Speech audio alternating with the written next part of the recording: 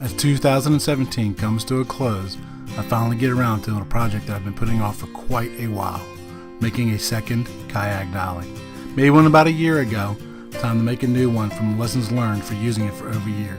So watch this episode of the Bowser Journal to see what those changes are and how this all goes together. It's DIY kayak project time again. As you know, Barbie and I like to go kayaking. Some of the kayak places we go to, the launch sites are really close to the parking areas and it's really easy to get to. Other areas, they're further away. And when you're carrying an 80-pound kayak with 20, 50 pounds worth of gear, it gets kind of heavy to pull that way. Plus, Barbie and I both have had surgery on our shoulders. So we watched YouTube and came up with Kayak Dollies. I made one before that was predominantly used for mine, and this is it right here. So we decided to change it a little bit. I'm giving this one to Barbie for hers, and I'm making a new one for mine. And the reason I'm making a new one for mine, my kayak is bigger and it's heavier. So I love this dolly. There's some things I'm changing about mine. Number one, I'm going with a bigger tire. The bigger tire is going to help with a lot of the kayak launch sites have sandy surfaces, which when you got a big 100 pounds worth of kayak pulling through it, these wheels make it kind of hard. Barbie typically is only pulling just her kayak and her paddle and her seat. So I'm going with a bigger wheel. Another thing I'm going with is I'm going to make this part here squish closer to the tires. That way the kayak doesn't sit up as much. This one here sits a good 6 inches above the tires. What that does, it means the kayak is sitting up real high, which makes it kind of top heavy. But getting it down low is going to get my center of gravity down lower, and we should make it a little bit more stable. Another thing I'm going to change about this is the centerpiece where the kayak actually rides. On mine, I'm going to put 2 4-ways and put a couple short pieces out, so that way it's got a bigger, wider area to sit on. Okay. So I'm starting off with 2 inflatable tires from Harbor Freight. They are 4.10 by 3.50-4. As you can see, they have tubes inside of them. I've got a piece of 3/4 inch rod.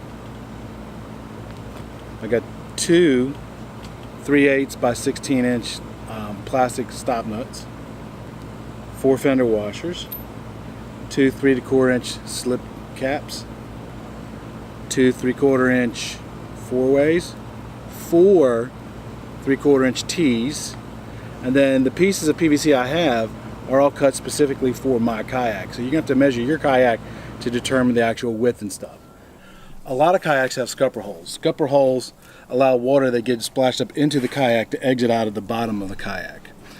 That's what we're going to take advantage of to use to hold our Kayak Dolly. I gave you the measurements for mine, but what you really do is you need to measure your scupper holes to know the width for your Kayak Dolly.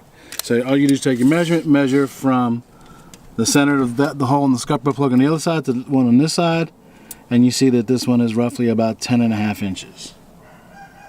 So for mine, I needed 1 9-inch piece, 2 8.5 inch pieces, 2 5.5, 4 4 3/4, 1 2-inch piece, and 2 1.5 inch pieces. Again, so what you're going to have to do is you're going to take your kayak, look where the scupper holes are, and measure the distance for those to come up with the actual measurements for yours.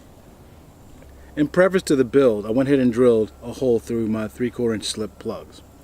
So what I'm going to do is I'm going to put that on, like so. Put on 1 fender washer. Now the fender washer is only to keep the wheel from rubbing the inside of the slip cap so it doesn't wear down the plastic. I'm going to take that, put that on the tire, make sure that the valve to inflate it is facing outward. Put that on. I'm going to put the washer on the outside, and then my plastic locking washer on the inside. Tighten that up. Now what I'm just going to do now is I'm going to dry fit everything together. I'm going to glue it together on a separate process so you can see what that looks like. Take one of the tees, slide it on, put that together. Take the longer piece, that slides on next. And then another one of the tees.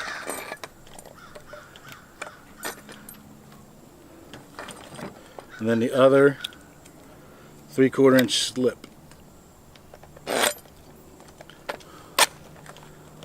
There. That makes the base. So now I'm going to put the wheel on instead of the other side.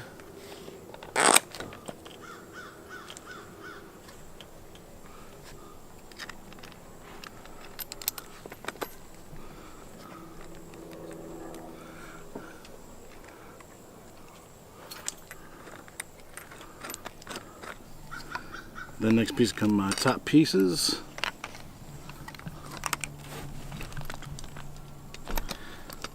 Another set of 90s. My short pieces, which will connect everything all together. That goes to a 4-way.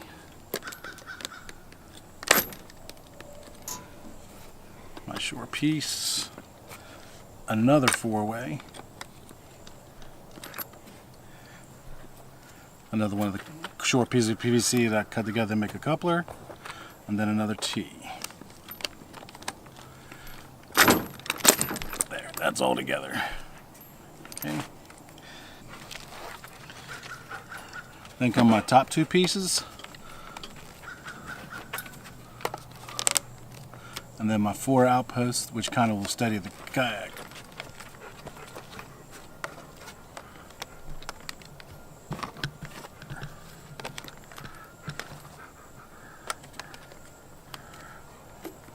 So everything has been dry fitted. I like the proportions of it. So now I'm going to tear it back apart and glue it together. I'm not going to include that in this video. I showed that on my last video, so I showed how to glue PVC together. Now I'm not going to paint this like I did with the underwater Steadicam thing that I built, because this is fine in white.